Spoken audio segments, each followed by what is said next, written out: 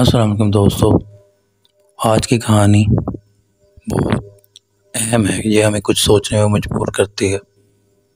کچھ کہانی ایسی ہوتی ہیں جو واقعی سوچنے میں مجبور کر دیتی ہیں کہ ایک کہانی ہے ایک شخص کی جو اپنے دفاتر کے کام سے اکثر باہر جایا کرتا تھا۔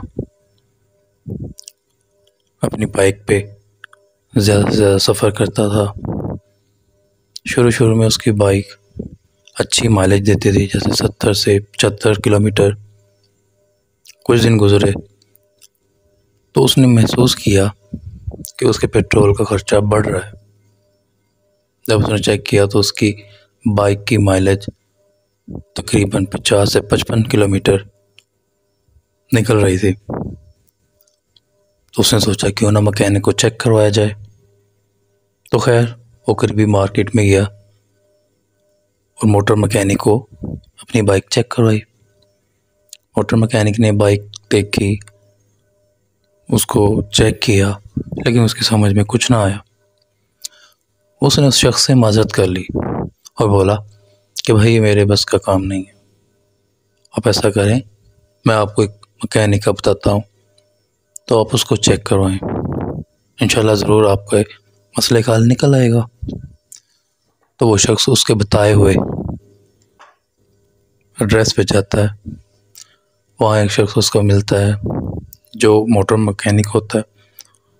وہ اس کی بائک کو دیکھتا ہے اور چھوٹے کو آواز دیتا ہے جو اس کا ورکر ہوتا ہے۔ اس کہتا ہے چھوٹے جاؤ اور چھوٹا سا پیچ کس لے کے آؤ، اس کا کاربوریٹر چیک کرو۔ چھوٹے نے جب پیچ سے کاربوریٹر کھولا اور مکینک کو دکھایا، مکینک نے کہا چھوٹے سے کہ جاؤ اس کو بف لگا کے لے کے آؤ۔ چھوٹا بف لگا کے لے کے آتا ہے، مکینک اس کو فٹ کر دیتا ہے اور اس شخص سے کہتا ہے کہ جائیں جی، انشاءاللہ اب آپ کی موٹر سائیکل ٹھیک ہو گئی اور انشاءاللہ آپ کو کوئی مسئلہ نہیں بنے گا۔ وہ شخص موٹر سائیکل لے کے آ جاتا ہے، ایک دو دن چیک کرتا ہے اور دیکھتا ہے کہ واقعی جو موٹر سائیکل ہے وہ دوبارہ سے 70 کلومیٹر کے مائلیج پہ آ چکی ہے۔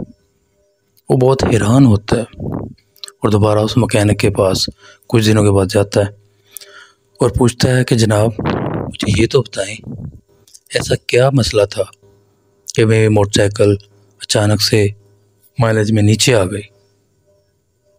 تو موٹر مکینک نے کہا آسان سا عمل ہے، جیسے ہمارے دلوں کو گناہوں کی گندگی کالک لگ جاتی ہے تو اس کالک کو صاف کرنے کے لیے اللہ کے ذکر کا بف لگانا پڑتا ہے۔ بس ایسے ہی موٹر سائیکل کا جو کاربوریٹر تھا اس میں کچرا پھنس گیا تھا تو اس کو نکالنے کے لیے بف لگا دیا۔ یہ سننا تھا وہ شخص بہت حیران ہوا کہ اس نے کیا کام کی بات کہی۔